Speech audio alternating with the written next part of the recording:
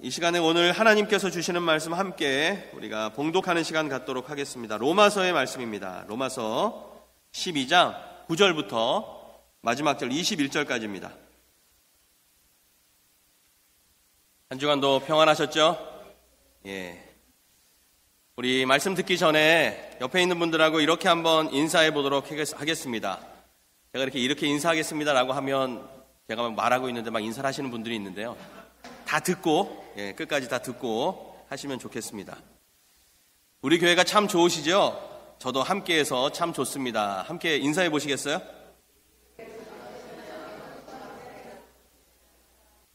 예, 감사합니다. 여러분, 우리 교회가 좋으십니까? 딱 두 분 대답하시네요. 말씀을 시작하기 전에 여러분에게 질문을 하나 드리도록 하겠습니다. 지금 여러분의 삶 가운데 가장 관심이 있는 것은 무엇입니까? 물론 계층마다 또 연령마다 자신이 처해 있는 상황마다 이 질문에 대한 대답은 다 다를 것이라고 생각합니다. 어른들은 이제 대선을 앞두고 있는 한국의 정치, 요즘에 가장 뜨거운 이슈가 될 수 있겠죠. 그런 정치에 관심이 있을 수도 있고요. 또 곧 방학을 맞이하는 대학생들에게는 이번 여름에 무엇을 할까, 어떤 계획을 세울까, 이런 부분들이 관심일 수 있습니다. 또 연애를 원하는 청년에게 있어서는 이성이 큰 관심일 수 있고요. 미래를 준비하고 또 취업을 원하는 사람들에게는 그것을 준비하는 것이 가장 큰 관심일 수 있겠죠. 이사를 앞둔 가정이 있다면 새로운 보금자리를 찾는 것이 가장 큰 관심사겠고요. 자녀를 키우는 부모들에게는 자녀들과 관련된 어떠한 것들이 아마도 새로운 관심거리가 될 수 있습니다. 여러분, 사람이라고 하는 존재는요, 끊임없이 무엇인가에 관심을 갖고 살아가고 있습니다. 어떤 관심은 긍정적으로 나에게 작용을 해서 그 긍정적인 호기심이 나를 더욱더 발전시키는 계기가 되기도 하지만요, 반대로 쓸데없는 관심, 아니면 부정적인 관심, 잘못된 관심은 내 삶을 파멸의 길로 인도하기도 한다는 것입니다. 예를 들면 이단에 빠지신 분들이나 잘못된 관심을 갖고 있다가 인생을 다른 길로 가시는 그러한 분들이 종종 있다고 하는 거죠. 그렇다면 우리가 이 관심이라고 하는 것에 대하여 한 가지 더 던져볼 수 있는 질문이 있다면 그것은 지금 교회가 세상에 대하여 어떤 관심을 가지고 있는가? 반대로 세상은 교회에 대하여 어떤 관심을 가지고 있는가라고 하는 질문을 우리가 그리스도인으로 던져볼 수 있다고 하는 거예요. 다른 말로 표현하면 사람들이 교회에 대한 인식일 수 있고요. 사람들이 교회를 바라보는 관점이라고 이야기할 수도 있습니다. 세상 사람들이 교회를 바라보는, 그리고 교회에 대하여 어떤 면에 있어서 관심을 가지고 있는가? 여러분, 지금 교회가 세상 사람들로부터 어떤 관심을 받고 있다고 생각하십니까? 관심 없는 사람들도 있겠죠.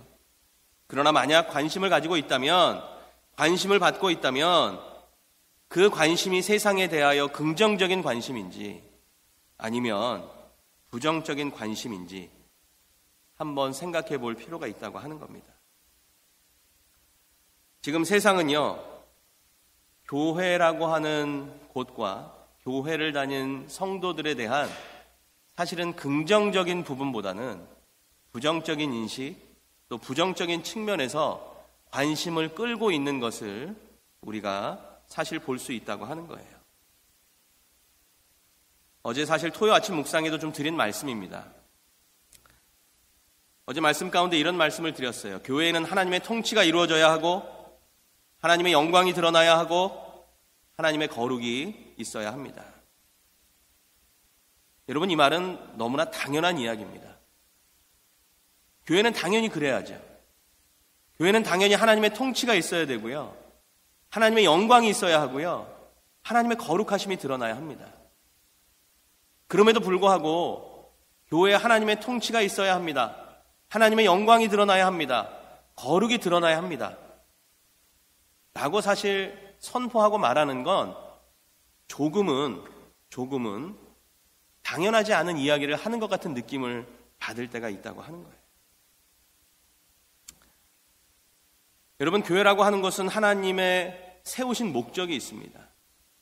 그리고 그 목적을 행하는 것, 그 목적을 이루는 것이 교회의 미션이에요. 교회가 존재해야 할 이유라고 하는 거예요. 그래서 당연히 그 목적을 이루기 위해서는 하나님의 통치와 하나님의 영광과 하나님의 거룩하심이 있어야 하죠. 저는 이 하나님의 통치를 다른 말로 표현하자면 영향력이라고 표현하고 싶습니다. 통치하는 것, 다스리는 것, 영향을 주는 거죠. 그리고 하나님의 영광과 거룩이 드러난다고 하는 것은 구별됨이라는 표현을 하고 싶어요.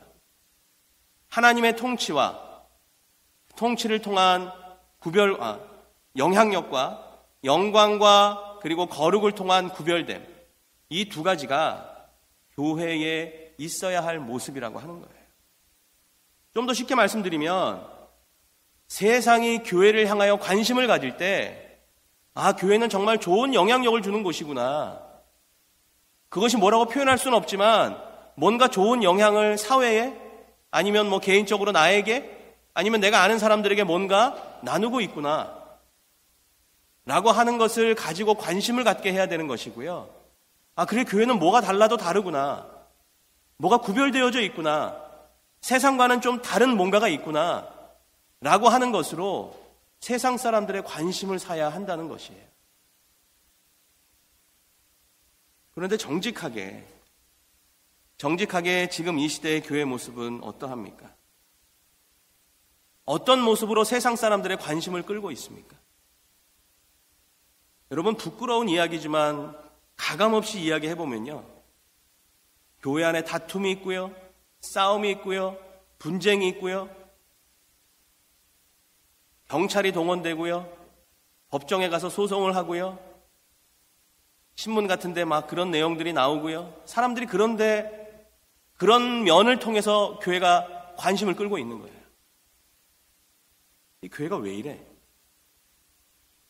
그것뿐이 아니죠. 스캔들, 부정으로 축제하는 어떠한 재산들, 자기 자녀들에게 세습을 하려고 하는 어떤 모습들, 이런 것들이 알려지면서 세상 사람들에게 관심을 받고 있는 것이 교회라고 하는 것이.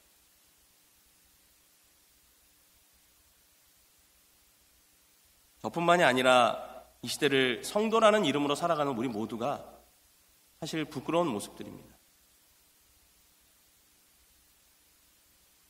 그러나 여러분, 교회는 절대 이런 것이 아닙니다.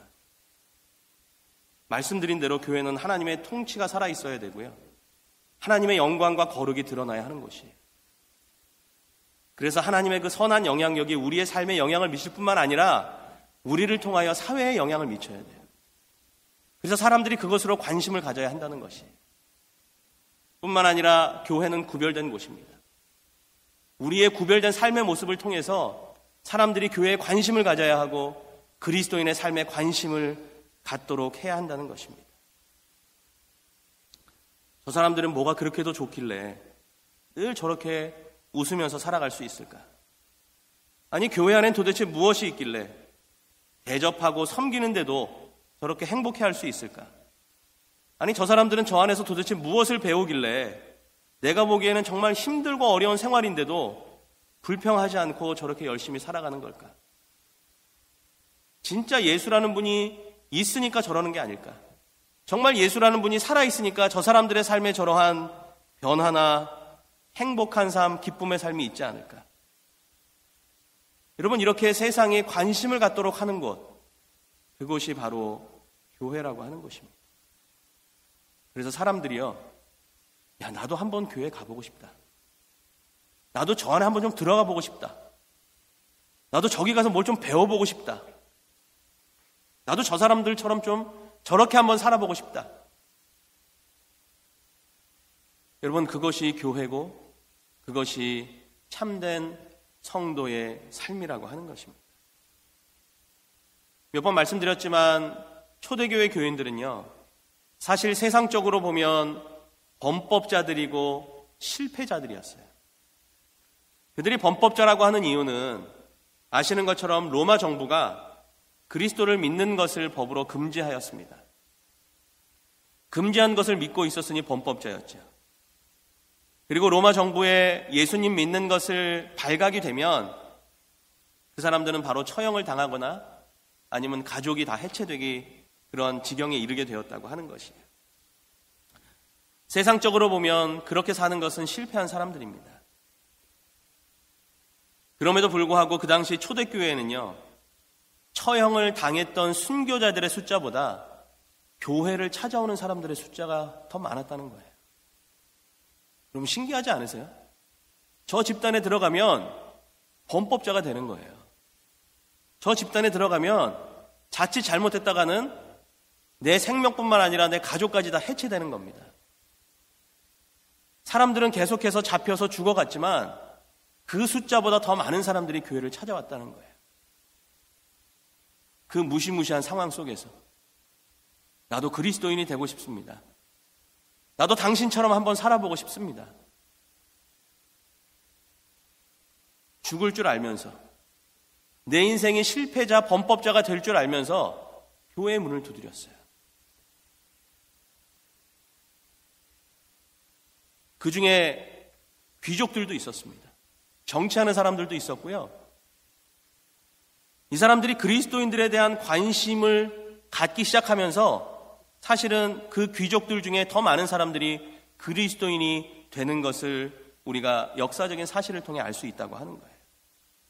처음에 이 귀족들은요, 그리스도인에 빠져있는 사람들을 이상한 종교에 빠진 사람들로 그냥 취급했습니다. 그런데 자기 주위에 있는 다른 귀족들이 뭔가 삶이 새로워지는 거예요. 그 사람들의 삶이 이상하게 변하는 거예요. 그 당시 귀족들은 사치와 향락과 이런 것이 그들의 삶이었어요. 그래서 사실은 마음이 굉장히 공허했다고 합니다. 그런데 내가 알고 같이 몇 달 전만 해도 모여서 놀고 파티하고 막 이랬던 어떤 다른 친구 귀족이 뭔가 삶의 새로운 변화들을 보기 시작했다는 것이죠. 사람이 검소해지기 시작하고요. 절제하기 시작하고요. 인내하기 시작하고요. 그런데도 뭔가 모르게 나보단 훨씬 더 기쁘게 살아가는 것 같은 영향을 받은 거예요. 한 사람이 그리스도인이 되면서 하나님의 통치를 경험하고 그리고 그 통치를 통해서 세상과 구별되는 그 한 사람을 통해서 그 사람을 본 다른 사람들이 그리스도에게, 교회에게 관심을 갖기 시작했다는 것입니다. 결국 이러한 그리스도교의 전파는 AD 313년에 로마의 왕이었던 콘스탄티노플 황제가 기독교에 대한 모든 박해, 그것을 규제를 풀어버리는 밀라노 칙령을 발표하게 되죠. 사실 콘스탄티노플이라고 하는 황제가 신앙이 있어서 발표한 게 아닙니다. 그 규제를 푸는 게 아니에요. 자기가 통치를 하려고 보니까 이미 기독교인의 숫자가 너무 많아진 거예요. 그래서 내가 이 기독교에 대한 규제와 압박을 풀지 않으면 이 사람들을 통치할 수가 없는 거예요. 정치할 수가 없는 지경에 이르게 된 것입니다. 그만큼 기독교인의 숫자가 많아진 거죠. 그래서 사실은 어쩔 수 없이 밀라노 칙령을 발표하고 그리스도교에 대한 모든 압제와 규제를 풀어버리게 되었다고 하는 것입니다. 그런데 그 규제와 압제가 풀리는 순간부터 신기하게도 그리스도교가 타락의 길을 걷기 시작하죠. 오히려 더 많은 교회들이 더 큰 부흥을 일으킬 것 같았는데 오히려 그러지 못했다는 것이.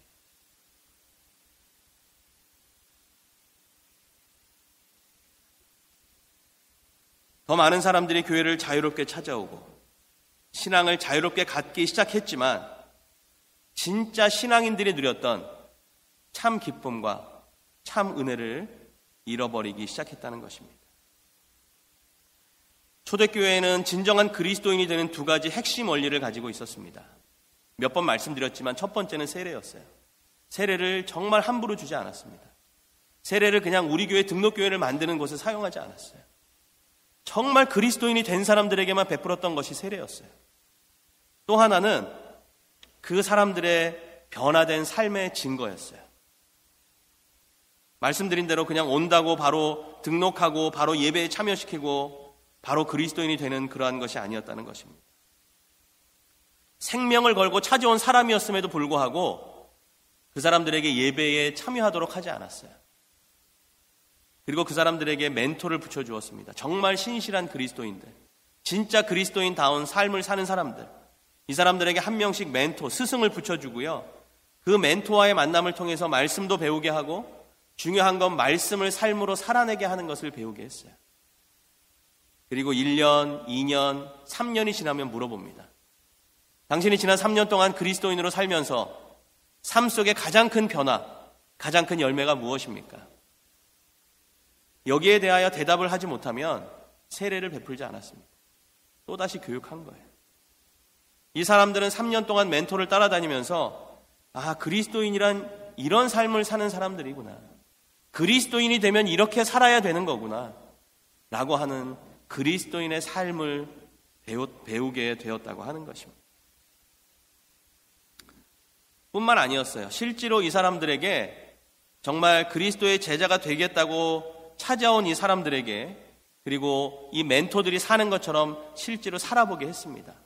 예를 들면 이런 거죠. 우리가 11조를 드리는 것처럼 당신 소득의 10분의 1을 하나님께 드리고 당신 소득의 또 다른 10분의 1은 가난한 자들과 나누십시오. 그리고 멘토는 그것을 보여주었고요. 이 사람은 그 스승에 따라서 그러한 삶을 살았던 것입니다.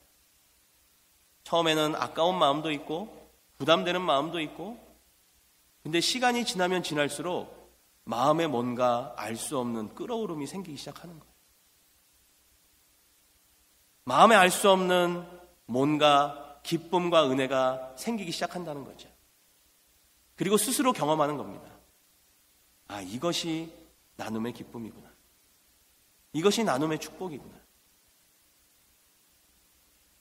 또한 성경에 있는 대로 고아와 과부를 돌보게 했어요. 처음에는 시간도 없고 부담도 되고 불편도 하고 근데 그 일에 순종하다 보니까 그 일을 실제로 하다 보니까 내 안에 아까와 같은 나눔의 기쁨, 섬김의 기쁨 그리스도의 제자가 된다는 건 그리스도의 제자로 산다는 건 세상이 줄 수 없는 세상이 알 수 없는 이런 기쁨으로 사는 거구나. 이걸 스스로 몸으로 체화한 겁니다. 그렇게 삶의 변화가 일어나기 시작하고 삶의 열매들이 있을 때 교회는 그 사람을 그리스도인으로 인정하고 세례를 베풀었어요. 그러니 세례는 정말 그리스도인이 되었다고 하는 징표였습니다. 내가 세례를 받았다고 하는 건 내가 그리스도인이 되었다고 하는 증거였어요. 이러한 삶이 있었기 때문에 우리가 알고 있는 사도행전 2장 그 44절부터 47절까지의 말씀이 가능했던 겁니다. 우린 초대교회의 이 모습을 보면서 우리도 이렇게 살아야 되는데 이렇게 나누면서 살아야 되는데 이것이 그냥 이루어진 것이 아니었다는 거예요. 철저하게 내 마음의 100%의 동의가 아니어도 말씀대로 순종하는 삶을 살다 보니까 내 안에 은혜도 생기고 기쁨도 생기고 은혜에 대한 체험도 생기고 그리고 그것이 결국 너와 나의 것이 없어지는 우리의 것이 되어지는 그러한 지경에 이를 수 있게 되었다고 하는 것입니다. 사도행전 2장 44절에서 47절 말씀인데요. 같이 한번 읽어볼까요? 같이 한번 읽습니다. 시작. 믿는 사람이 다 함께 있어 모든 물건을 서로 통용하고 또 재산과 소유를 팔아 각 사람의 필요를 따라 나눠주며 날마다 마음을 같이하여 성전에 모이기를 힘쓰고 집에서 떡을 떼며 기쁨과 순전한 마음으로 음식을 먹고 하나님을 찬미하며 또 온 백성에게 칭송을 받으니 주께서 구원받는 사람을 날마다 더하게 하시더라. 모든 물건을 서로 통용하고 내가 가지고 있는 재산과 소유를 팔아 우리 공동체에 있는 사람들의 필요에 따라 나누어주고 마음을 같이 하고 모이기를 힘쓰고 또 같이 떡도 떼고 기쁨과 순전한 마음으로 음식도 먹고 하나님을 찬미하고 여러분 중요한 것은 백성에게 칭송을 받았다는 겁니다. 세상 사람들이 저 사람들은 도대체 뭐지? 저 사람들이 저렇게 하고 있는 삶은 어떤 것일까?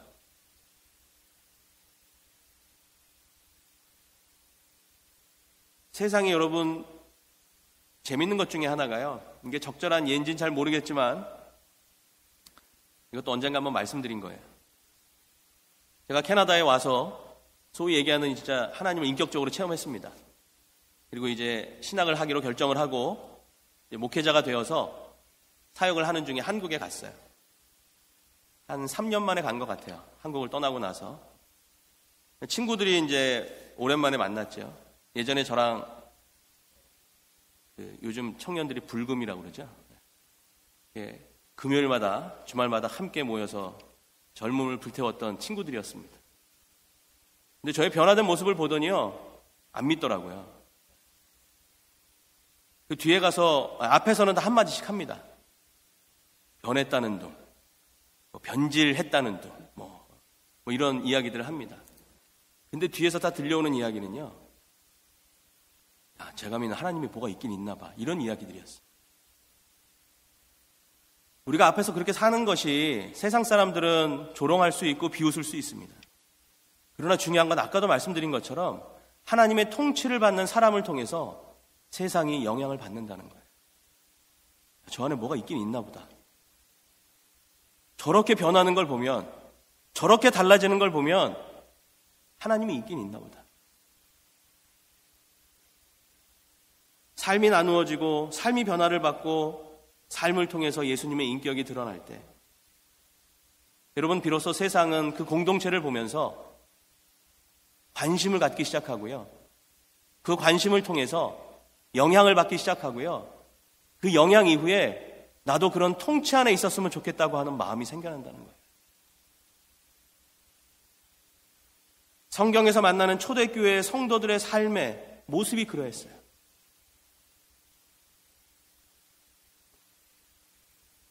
오늘 우리가 읽은 이 로마서의 말씀은 바울이 초대교회, 그 로마 교회에 쓴 말씀입니다. 그리고 이 말씀 역시 그리스도의 제자된 사람으로서의 삶의 의식을 강조하고 있어요. 그리스도인이라면 우리가 이렇게 살아야 된다는 거예요. 그리고 이런 삶을 통해서 세상이 우리에게 관심을 갖고 그리고 하나님의 통치가 우리를 통해 세상에 흘러갈 수 있다라고 하는 것입니다. 자, 그런 마음으로 우리가 다시 한번 오늘 본문 말씀을 천천히 같이 한번 읽어보도록 하겠습니다. 그리스도의 제자가 된다는 것, 교회에 다니는 성도가 된다는 것, 그리고 성도가 이루는 공동체가 된다는 것, 어떠한 의미인지 그러한 의미를 우리가 생각하면서 우리 9절부터 21점 좀 길지만 한번 천천히 말씀을 다시 한번 읽도록 하겠습니다. 함께 읽습니다. 사랑에는 거짓이 없나니 악을 미워하고 선에 속하라. 형제를 사랑하여 서로 우애하고 존경하기를 서로 먼저 하며 부지런하여 게으르지 말고 소망 중에 즐거워하며 환난 중에 참으며 기도에 항상 힘쓰며 성도들의 쓸 것을 공급하며 손 대접하기를 힘쓰라.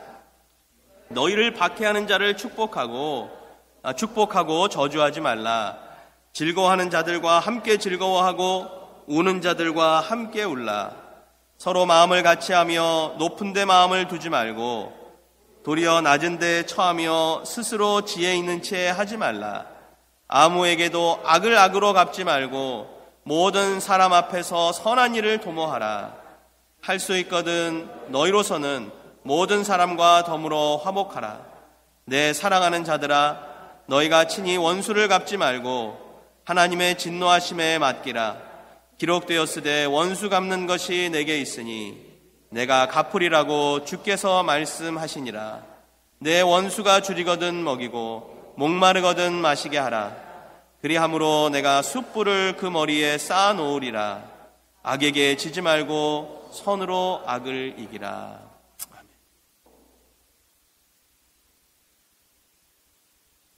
여러분, 우리가 방금 읽은 말씀대로 살아내는 것, 그렇게 살아보려고 우리의 삶 가운데 최선을 다하는 것, 그런 열망하는 마음, 소망하는 마음이 있는 것, 이것이 바로 성도들의 삶이라고 하는 것입니다.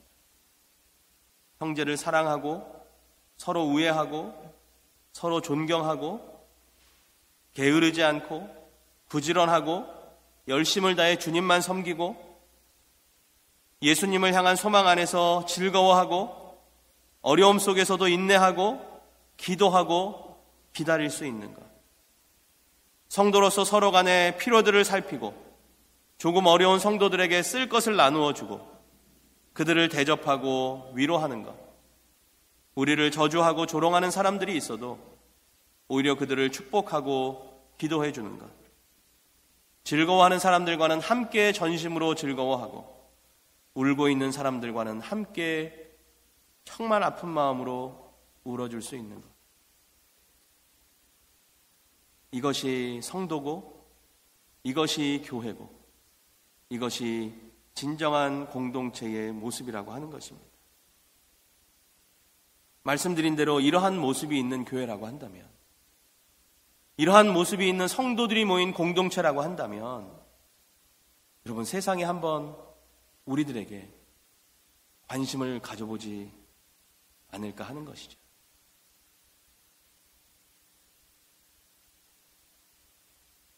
서로 반목하고 갈등하고 마음에 안 들어하고 그러한 모습들을 믿지 않는 사람들에게 가서 또 이야기하고 그런 모습으로 우리가 세상에 어떠한 하나님의 통치를 나눌 수 있겠습니까? 아까 잠깐 말씀드렸지만 저는 초대교회 성도들이 정말 100% 동의해서 그 일들을 했을까? 100% 정말 은혜가 충만해서 나누라고 해서 나누고 섬기라고 해서 섬겼을까? 저는 그렇게 생각하지 않습니다. 물론 그 가운데는 100% 충만한 사람들이 있었겠죠. 그러나 100%의 충만함이 없어도 말씀에 있으니까, 내가 그리스도인으로 살기로 작정했으니까, 내가 그리스도의 제자가 되기로 결정했으니까 한번 이렇게 살아보자 해서 산 사람들도 있을 거라는 것이죠. 그런데 그 도전이, 그 순종이 그들의 삶을 바꾸어 놓았다는 것이에요. 여러분, 이 시대의 성도들의 어찌 보면 약점 가운데 하나가 우리는 100%의 은혜를 기대해요. 그리고 100%의 은혜가 꽉 채워졌을 때 우리는 무엇인가 해야 한다고 생각합니다. 그러나 그것이 아니라 내 안에 하나님의 은혜가 조금이라도 있다면 우리는 나눌 수 있어야 하고요. 행동할 수 있어야 되고요. 살아낼 수 있어야 합니다. 그것이 때로는 불편하고 때로는 매우 부담스럽고 때로는 내가 왜 이 일을 해야 되나라고 하는 그러한 질문 가운데 있을지라도 우리는 해야 한다는 거예요. 그것이 쌓이고 쌓이다 보면 아까 말씀드린 대로 하나님이 정말 나를 통해 일하시는 그 참된 쓰임받음의 기쁨과 쓰임받음의 은혜와 나눔의 기쁨과 섬김의 은혜가 우리에게 오히려 더 큰 은혜와 기쁨으로 채워질 수 있기 때문이라고 하는 것입니다. 우리에겐 말씀을 살아내려고 하는, 이 말씀대로 살려고 하는 의지와 결단이 필요하다라는 것이죠. 그런데 이러한 삶은요, 그리고 이러한 훈련은요, 결코 혼자서 할 수가 없습니다. 그래서 하나님이 만들어주신 게 공동체예요. 내가 일을 하다 보면 지치기도 하고 정말 그 질문 안에서 계속 있을 수도 있어요. 그럴 때 우리 공동체의 다른 지체를 통하여 공급을 받기도 하고 위로를 받기도 하고 도움을 받기도 하고, 그래서 내가 그리스도인으로 살아가는 것, 그리스도의 제자로 살아가는 이 길을 포기하지 않도록 보듬어주고 다듬어주고 함께 격려해 주는 것. 여러분, 그것이 바로 교회고 공동체의 역할이라고 하는 것입니다.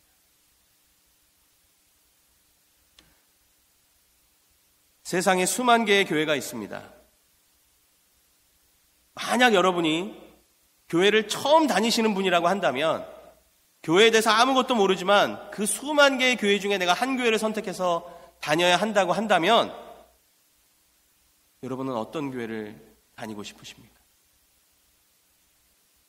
오늘 설교의 제목처럼 여러분은 어떤 교회를 다니고 싶으십니까?